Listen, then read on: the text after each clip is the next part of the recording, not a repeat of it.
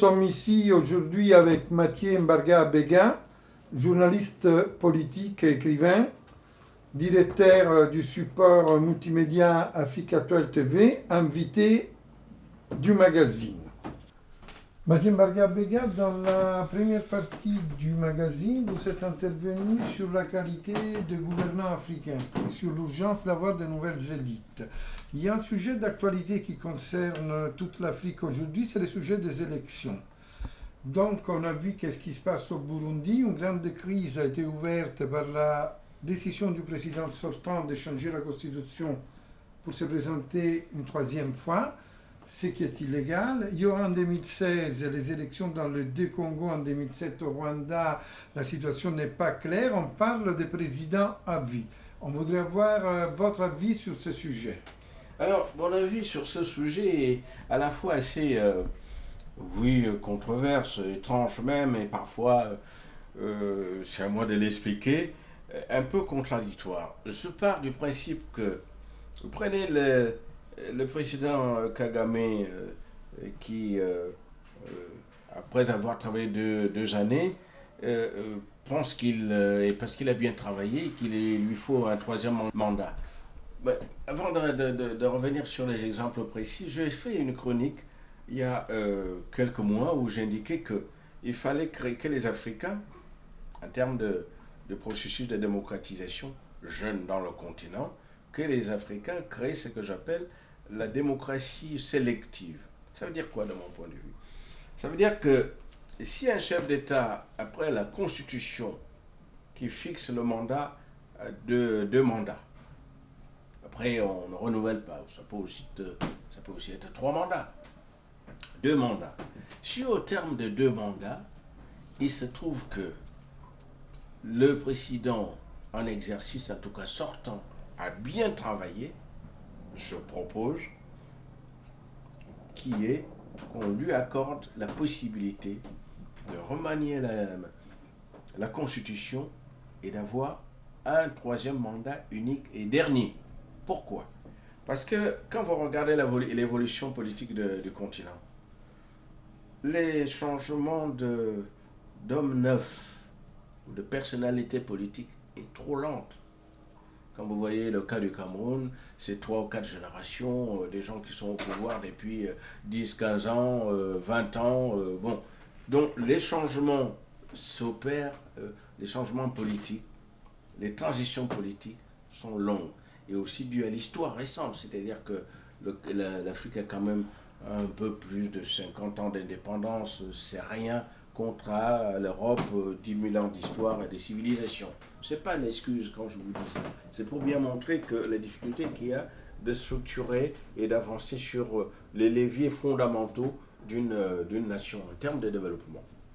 Donc, je propose, je dis, et parce que la classe politique africaine en général est lente, elle n'est pas formée, elle n'a même pas la plupart la culture de développement, encore moins des visions, parce que vous avez vu que partout, ce qui les intéresse, dès qu'on est au pouvoir, on vole tout.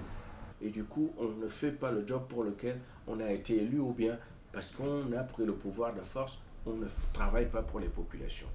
Pour cette raison précisément, je me dis, si quelqu'un comme Kagame, ou même comme Boni Yayi, on peut citer des exemples où on a véritablement vu, ou même comme Obiangama Badjoro, ou même comme Denis Sassou Nguesso, si on a bien vu qu'au terme de 5 ans, ou même 10 ans, que le travail est fait, et parce qu'on ne connaît pas le bandit qui va arriver, il n'a rien prouvé. Je ne dis pas que la transition ne doit pas se faire, mais c'est de mieux préparer les alternances politiques. C'est pour mieux les préparer. Mieux les préparer veut dire que si on a quelqu'un auprès de ces chefs d'État que j'ai cités, et parce qu'il y a toujours quelqu'un qui a été bon élève de la classe et qui a très bien compris dans quel sens il faut amener le pays, préparer pour que lorsque le dernier mandat de la personne du président qui a mieux travaillé arrive à terme, que la transition se fasse, parce qu'on sait qu'à terme, la personne qui va remplacer le sortant est outillée, formée, a d'expérience pour continuer, puisque l'objectif final, chers confrères, c'est que le pays continue, que le développement, qu'il y ait une suite dans le développement, et à tous les niveaux. Et personne, il n'y a pas beaucoup d'Africains qui sont capables de le faire. D'abord, il y a une confusion.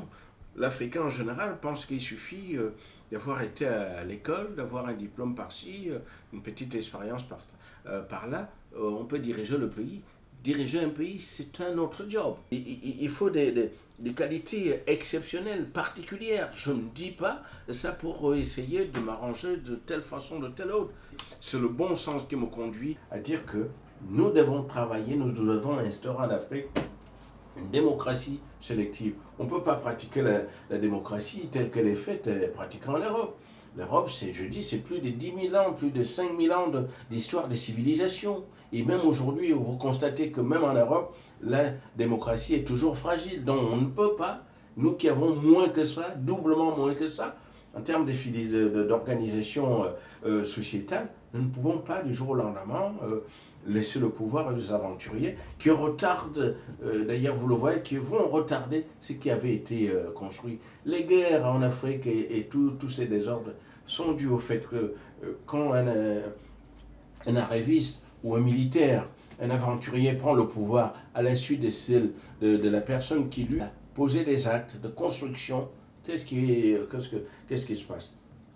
La nouvelle, l'arriviste, détruit tout ce qui avait été fait. Parce que ce n'est pas la même construction, ce n'est pas les mêmes gens. Je dis sélectivement. C'est un sujet, d'ailleurs, je considère que, oui, c'est un sujet à débat. Moi, j'entends que de rencontrer les confrères et les consoeurs, les intellectuels africains et français, pour que je leur explique le pourquoi je suggère l'idée qu'il faut une démocratie sélective. Permettre à un chef d'État africain qui a bien travaillé pendant 2 mandats, un 3e mandat, pour avancer vers le progrès. Et avant de passer la main, qui est préparé le successeur. Et pas quelqu'un qui viendra au nom de la démocratie, et surtout les gens qui ne savent même pas ce que c'est, et à la limite, ça ne les intéresse pas. Ce qui les intéresse, c'est d'être en position de pouvoir et prendre la monnaie, comme on dit, et peu importe, le pays deviendra ce qu'il deviendra. Mettre un cadre dans cette organisation, dans cette Afrique, en construction. S'il n'y a pas d'organisation, il n'y aura rien du tout. L'Afrique va continuer dans l'état actuel, c'est-à-dire que c'est les sociétés étrangères qui profitent des immenses richesses d'Afrique, et l'Afrique elle-même, à cause de l'inorganisation, n'avance pas. C'est ce cercle vicieux qu'il faut briser en ayant une réflexion, en ayant des idées novatrices et en proposant, en les essayant sur le terrain, pour voir si elle marche. Moi, je suis sûr et convaincu que l'idée qu'un chef d'État africain qui a bien travaillé pendant des années et que les populations ont vu qu'il a bien travaillé, qu'on lui accorde un 3e mandat, le temps qu'il prépare son successeur. Merci Mathieu Mbargane. Bonsoir les vendredis politiques. On se revoit d'ici une semaine sur ce même plateau. Merci beaucoup de votre contribution. Merci beaucoup.